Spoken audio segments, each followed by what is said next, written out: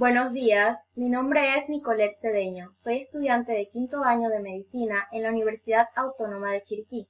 El día de hoy voy a estar abordando el tema sobre el manejo de la temperatura dirigida y el cuidado post-paro cardíaco. Este artículo que se muestra acá es el que utilicé como respaldo en los ensayos y estudios realizados de la hipotermia inducida. Se ha demostrado que el control de la temperatura dirigida, TTM por sus siglas en inglés, reduce las lesiones neurológicas después de un paro cardíaco. La dosis óptima de temperatura, la evidencia actual sugiere que apunta entre los 32 y 36 grados Celsius, durante al menos 24 horas, en quienes aquellos adultos que presenten ritmos cardíacos desfibrilables iniciales, y también se toma en consideración a los pacientes que presenten ritmos cardíacos no desfibrilables. Dentro de los aspectos claves en la atención posterior al paro cardíaco, además de la temperatura para una hipotermia inducida, también se incluyen el manejo de la ventilación, la hemodinámica, la identificación y el tratamiento de la condición patológica que ha precipitado este trastorno y, por supuesto, el pronóstico. Bien, el paro cardíaco repentino afecta a más de 500.000 personas en los Estados Unidos cada año. También se ha demostrado que los avances en atención posterior a la reanimación, como lo es el control de la temperatura dirigida, mejoran los resultados. Bien, este método inicia hace más de 200 años, el cual se denominaba el método ruso, donde los pacientes eran empaquetados y sepultados bajo la nieve. Hacia el siglo XX se utilizó esta terapia de temperatura dirigida durante la cirugía cerebral y cardíaca. Posteriormente siguieron varios ensayos y estudios, como por ejemplo el de Benson y sus colegas. Aquí se describió una serie de víctimas de paro cardíaco que fueron reanimadas y tratados con el TTM. Hacia 1960, el Dr. Peter Safar dio una visión y práctica clínica del uso de la temperatura dirigida para los sobrevivientes de paro cardíaco y de una lesión cerebral. Y no es hasta los años 90, después que se había practicado en animales, donde se empiezan a realizar los ensayos en humanos. Justificación fisiológica. Se cree que el TTM mitiga la lesión cerebral al desacelerar el metabolismo cerebral y reducir el consumo de oxígeno y ATP. Se ha demostrado que la hipotermia disminuye previsiblemente el metabolismo cerebral a una tasa estimada de 6% y 7% por grado Celsius. También disminuye el flujo sanguíneo cerebral y la presión intracraneal. El TTM inhibe la muerte celular excitadora al reducir la liberación de glutamato, disminuir las concentraciones de calcio intracelular, inducir factores antiapoptóticos y suprimir los factores proapoptóticos. El TTM también reduce la lesión oxidativa, al igual que la inflamación cerebral global. Es probable que el efecto acumulativo de todas estas vías provoque los efectos beneficiosos que se demuestran en varios ensayos clínicos.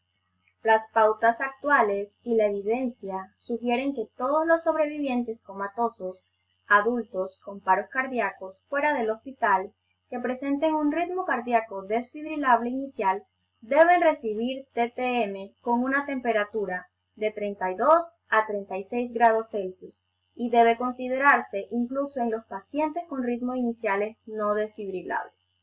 Esta recomendación se basa en gran medida en dos ensayos aleatorios emblemáticos que demuestran un mejor resultado neurológico, cuando estos pacientes se sometieron a una temperatura entre 32 y 34 grados Celsius y un ensayo posterior que demuestra la equivalencia que compara este rango de temperaturas y el de 36 grados Celsius. Por otra parte, en niños, el enfoque recomendado es la normotermia dirigida, el ensayo de hipotermia terapéutica después de paro cardíaco pediátrico. Fuera del hospital, se comparó la hipotermia de la temperatura de 33 grados Celsius a la normotermia dirigida de 36.8 grados Celsius en aquellos niños que le dio un paro cardíaco fuera del hospital y no se encontraron diferencias estadísticamente significativas en el resultado de este comportamiento neurológico, a los 12 meses después del paro cardíaco. Ahora vamos a abordar un resumen de consideraciones prácticas y de posibles dificultades en aplicación del control de temperatura específico después de un paro cardíaco. En cuanto a la hemodinámica, ¿qué ocurre? Disminuye el gasto cardíaco y el consumo de oxígeno. Por el contrario, incrementa la resistencia vascular sistémica y la presión arterial media. Niels y colegas, en su ensayo, se encontró un aumento del requerimiento vasoactivo en el grupo de 33 grados Celsius versus el grupo de 36 grados Celsius. La diuresis fría, esta puede provocar una hipovolemia e hipotensión y puede que sea necesario un monitoreo cuidadoso en la producción de orina y la reposición de los líquidos. En cuanto al ritmo cardíaco, puede ocurrir bradicardia, ensanchamiento del intervalo PR, del intervalo QT y del complejo QRS. Rara vez requieren intervención. Las arritmias malignas no son comunes hasta que éstas se alcancen temperaturas entre los 28 y 30 grados Celsius. La fusión plaquetaria deteriorada y la coagulación generalmente no es clínicamente importante, pero puede considerarse la desmopresina y una transfusión de plaquetas si el paciente requiere intervención quirúrgica.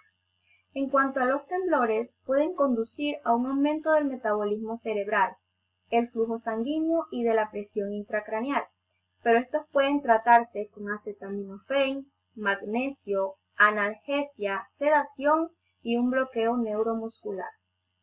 La resistencia a la insulina, más común durante la inducción de una temperatura dirigida y una normoglucemia objetiva. Bien, también se presentan anomalías electrolíticas, como por ejemplo la hipocalcemia y la hipomagnesemia. Estas son más frecuentes durante la fase de recalentamiento.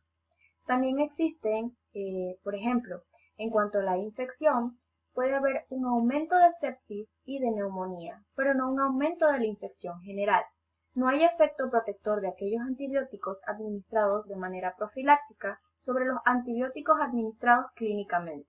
La infección puede ser sutil, pero también difícil de diagnosticar en aquellos pacientes que se someten a la terapia de temperatura dirigida. La temperatura también puede afectar de manera que ralentiza el metabolismo de ciertos medicamentos. Es por ello que está recomendado que se administren en un bol intermitente sobre las infusiones continuas. La interpretación de los gases en sangre también se puede ver afectado. Por ello deben considerarse una serie de cálculos de gases en sangre con la temperatura corregida. Este cuadro que se muestra aquí se observan diferentes ensayos donde utilizan diferentes rangos de temperatura, se realizan en pacientes con un ritmo de fibrilación ventricular, taquicardia ventricular. Por ejemplo, los que les he resaltado que hemos estado abordando para la temperatura óptima están los estudios de Bernard en el 2002 con una temperatura de 33 grados Celsius. Los resultados fueron un neurológicamente estable y una supervivencia de un 49% a un 26%.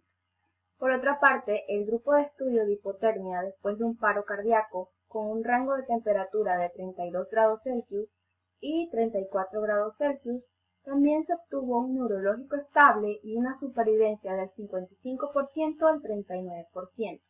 Otro estudio de interés es el estudio de Niels en el 2013, con un rango de temperatura de 33 grados Celsius versus 36 grados Celsius. Este es realizado en 939 pacientes, donde todas las causas de mortalidad de un 90 a un 50% versus el 48%. Entonces, de acuerdo a estos estudios, ¿cuál es la dosis óptima? La temperatura objetivo ideal durante el TTM sigue siendo controvertida. En el 2002, Bernard y sus colegas, y también los ensayos del grupo de estudio de una hipotermia después del paro cardíaco, apuntan a una temperatura de 32 grados Celsius y 34 grados Celsius. Entonces, también se hizo un estudio donde se evaluaba el tratamiento por 24 horas versus el de 48 horas, y se encontró una diferencia de casi el 5% a favor de la duración de las 48 horas. Y un estudio más grande que realizó Niels y sus colegas, que es el que estuvimos mencionando, toma el rango de temperatura de 33 y 36 grados Celsius en casi 1000 pacientes que tienen un paro cardíaco fuera del hospital de presunta causa cardíaca. El enfriamiento se puede dar de manera superficial y endovascular. De manera superficial se hace directamente con bolsas de hielo, almohadillas de enfriamiento y mantas. Y por supuesto, el enfriamiento endovascular requiere un catéter venoso central especializado. Los ritmos no desfibrilables, la actividad eléctrica sin pulso y la asistolia. Los tratamientos en estos pacientes es controvertido, porque no se ha realizado un ensayo aleatorio para abordar específicamente a esta población. Pero sí se incluyeron en aquellos pacientes pediátricos y también en los de temperatura dirigida un número significativo de estos pacientes con un ritmo no desfibrilable, y se encontraron diferencias en el resultado neurológico y la supervivencia entre estos subgrupos. Bien, una revisión de los componentes claves en la tensión postcardíaca, la angiografía coronaria. Esta se recomienda inmediatamente para aquellos pacientes que tienen un infarto de miocardio con elevación del segmento ST. ¿Por qué? Porque un electrocardiograma posterior al paro en aquellos pacientes sin elevación del segmento ST es menos claro en tales casos sus datos concluyentes. La optimización hemodinámica. Esta se va a recomendar una monitorización hemodinámica, también de manera invasiva con catéteres venosos, arteriales y centrales. Y por supuesto, recomiendan seguir los parámetros de la presión arterial media, el lactato, medidas de infusión de órganos, seguir estos parámetros hemodinámicos. En evaluación de oxigenación, ventilación y también de la lesión pulmonar, se recomienda mantener los niveles en cuanto a saturación de oxígeno de un 94 a un 97%, de una presión parcial de dióxido de carbono entre 40 y 50 milímetros de mercurio.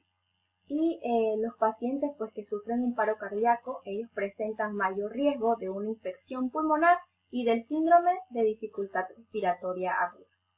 La ventilación con volumen tidal bajo, que se aplica a estos pacientes con el síndrome de dificultad respiratoria aguda, va a llevar a una disminución absoluta del 9% en la mortalidad.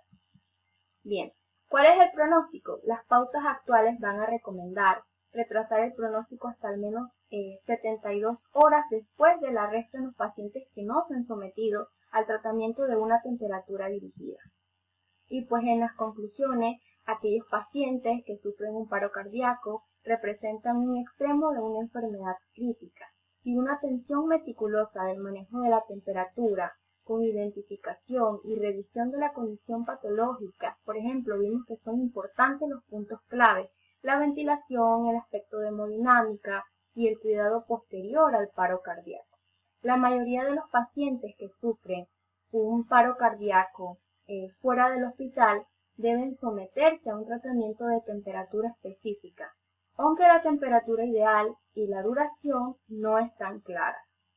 El pronóstico generalmente, como acabamos de mencionar, este debe ocurrir en el departamento de emergencias y debe diferirse hasta 72 horas después del recalentamiento.